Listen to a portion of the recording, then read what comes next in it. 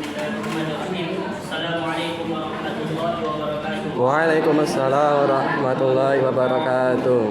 Alhamdulillahirabbil alamin alladzi khalaqal mauta wal hayata liyabluwakum ayyukum ahsanu amala wa huwal azizul ghafur. Asyhadu an la ilaha illallah wahdahu la syarika lahu wa asyhadu anna Muhammadan abduhu wa rasuluhu la nabiyya ba'da amma ba'du. Pertama-tama kita ucapkan dan kita bersyukur kepada Allah Subhanahu wa taala kita dapat berkumpul di dalam kelas kita yang berbahagia ini dalam melaksanakan kegiatan belajar mengajar. Dan tidak lupa kita bersolawat kepada Nabi kita Nabi Muhammad sallallahu alaihi wasallam. Allahumma shalli ala sayyidina Muhammad wa ala ali sayyidina Muhammad. Baik, anak-anak sekalian, anak-anak kelas kimia 1 Madrasah Aliyah Negeri 2 Medan. Pada hari ini Bapak akan mengampu mata pelajaran yakni akidah akhlak. Ya, sebagaimana materi yang lalu kita telah membahas tentang materi apa saja pengertian akidah akhlak dan apa saja yang berkaitan tentang akidah akhlak. Baik, sebelum Bapak masuk ke materi, Bapak ingin kita berdoa dulu ya. Baik, kepada saudara Syahril tolong dipimpin doa terlebih dahulu. Anak Bapak. Angkat semua. Bismillahirrahmanirrahim. Walhamdulillahirabbil alamin. Baik, Bapak absen terlebih dahulu ya. Rapid. Guru Malasari. Baik, Rahman Tajingding. Hadir, Pak. Baik, sekretaris apakah ada yang tidak hadir hari ini atau berhalangan hadir? Ada, Pak. Berapa orang? Apa penyebab mereka tidak hadir? Sebagian ada yang izin, Pak. Sebagian lagi ada yang belum datang, masih di jalan. Baik, terima kasih. Baik, anak-anak sekalian, sebelum pertemuan sebelumnya kita membahas tentang apa itu pengertian akidah akhlak. Jadi sebelum kita lanjut ke materi yang baru, Bapak ingin bertanya kepada anak-anak sekalian. Bapak ingin menguji apakah anak-anak sekalian ini sudah paham tentang pengertian akidah akhlak tersebut dan apakah kalian tahu apa urgensi dari kita mempelajari pelajaran akidah akhlak? Belum, Pak. Baiklah, Bapak akan tanya ya, secara random. Yakni saudara Rapid, coba kamu sebutkan apa itu pengertian akidah akhlak dan mengapa kita harus mempelajari akidah akhlak? Akidah akhlak itu adalah sikap, Pak. Ya, kenapa kita mempelajari akidah akhlak? Ya, supaya kita dapat membentuk sikap kita yang sesuai dengan ajaran Rasulullah. Ya, Pak. Baik, terima kasih. Saudara Rapid berkata bahwa akidah akhlak itu berkaitan dengan sikap. Dan mengapa kita harus mempelajari akidah akhlak tadi untuk memperbaiki sikap ya Rapid ya. Baik, terima kasih Rapid ya. Yani Rodo, apa pengertian akidah akhlak? Akidah akhlak untuk pelajari tentang mengenai tentang akhlak.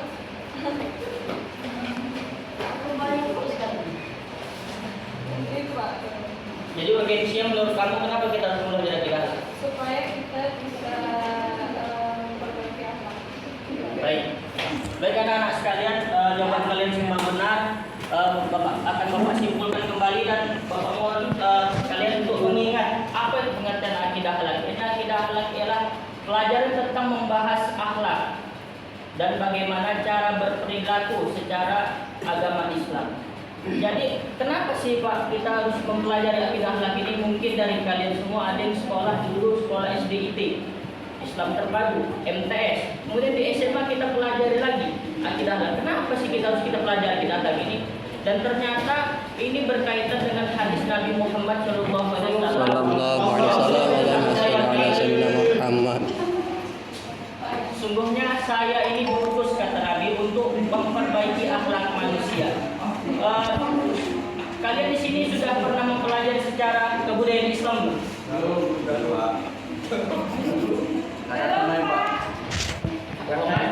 Sudah saya belum mempelajari sejarah kebudayaan Islam. Saya Kristen, Mas. Ya baik.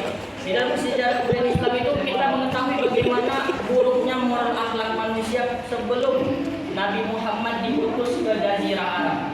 Yang dimana salah satu contoh kebejatan manusia yakni merosotnya akhlak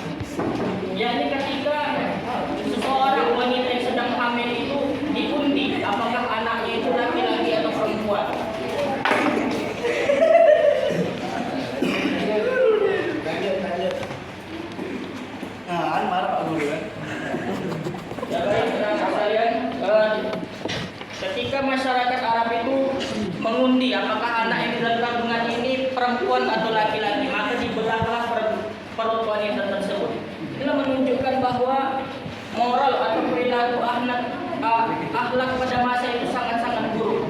Yang dimana khamar itu sudah menjadi perbuatan yang biasa dan perbuatan zina merupakan perbuatan yang sudah dimaklumi pada masa itu.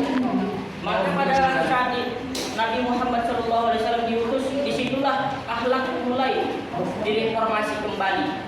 Sehingga kita sekarang ini merasakan bagaimana cara kita adab kepada guru, adab kepada orang tua. Seperti tadi Nak Muhsin tadi. Nak Muhsin. Nah, itu bukan salah, itu apa ya guru? Setelah sekali cukup sampai situ saja pengulangan materi tadi. Baik Bapak pada hari ini akan membahas tentang materi yakni tentang akhlak mazmumah, yakni hubbud dunia dan perilaku ujub dan hasad.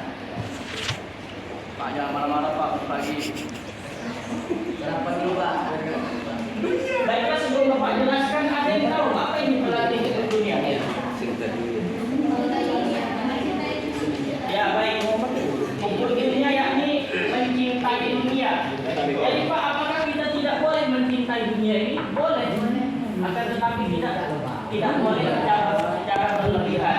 Hubbud dunia yakni mencintai dunia secara berlebihan, sehingga melupakan ibadahnya kepada Allah Ta'ala dan lebih mendahulukan dunia daripada beribadah kepada Allah.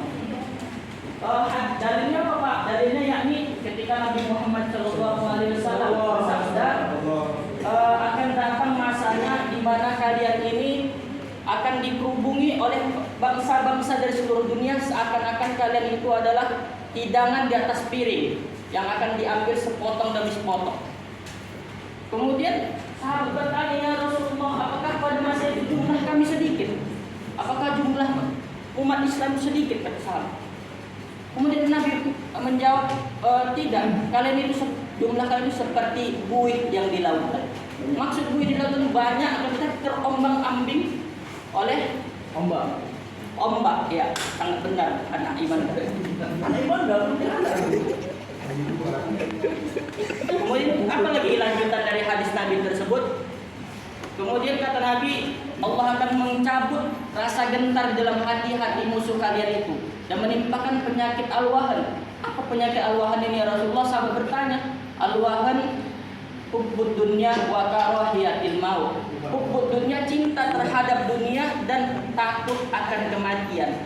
Maka kita lihat sekarang umat Islam ini tidak memiliki taring lagi, yang dimana Allah Ta'ala telah mencabut rasa gentar terhadap hati-hati musuh kalian, ketakutan terhadap.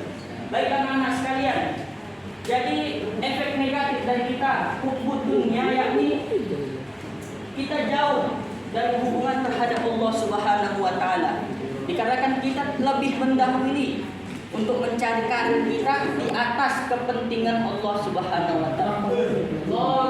Jadi bagaimana Pak cara kita untuk menghindari perilaku hubbud dunia ini? Yakni yang pertama kita itu yakni harus mengetahui bahwa apa sih tujuan kita diciptakan di muka bumi ini. Maka berkaitan dengan itu dalam Al-Quran disebutkan wa ma khalaqul jinna wal insa illa liya'budun, dan akibat Allah tidak menciptakan kalian umat jin dan umat manusia itu kecuali untuk beribadah kepada seorang, kata Allah. Maka kita lebih dahulukan dulu ibadah kepada Allah, baru kita melaksanakan kegiatan kita sehari-hari untuk di dunia ini. Baik, selanjutnya perilaku yang akan kita bahas selanjutnya yakni ujub. Ada yang tahu apa yang ujub? Sombong. Sedikit benar tapi lebih kurang tepat. Ya baik, saya jelaskan. Ujub ini yakni terlalu bangga terhadap diri sendiri. Bangga boleh, akan tetapi tidak boleh secara berlebihan. Berlebihan itu memang mendekati perilaku boros, yakni perilaku setan. Ujub yakni menganggap bahwa diri kita ini lebih hebat daripada orang lain. Memandang orang lain itu, kecil deh si kawan ini, gak ada apa yang mau awak ini kan.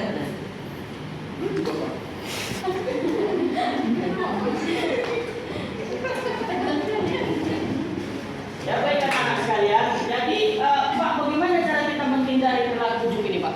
Yang pertama kita itu harus mengetahui bahwa kita itu memiliki yang namanya kelemahan. Semua manusia itu memiliki kelemahan, memiliki kelebihan. Akan tetapi dikarenakan sikap ujub ini kita memiliki rasa bahwa kita itu tidak memiliki kelemahan, padahal kita itu adalah sangat lemah.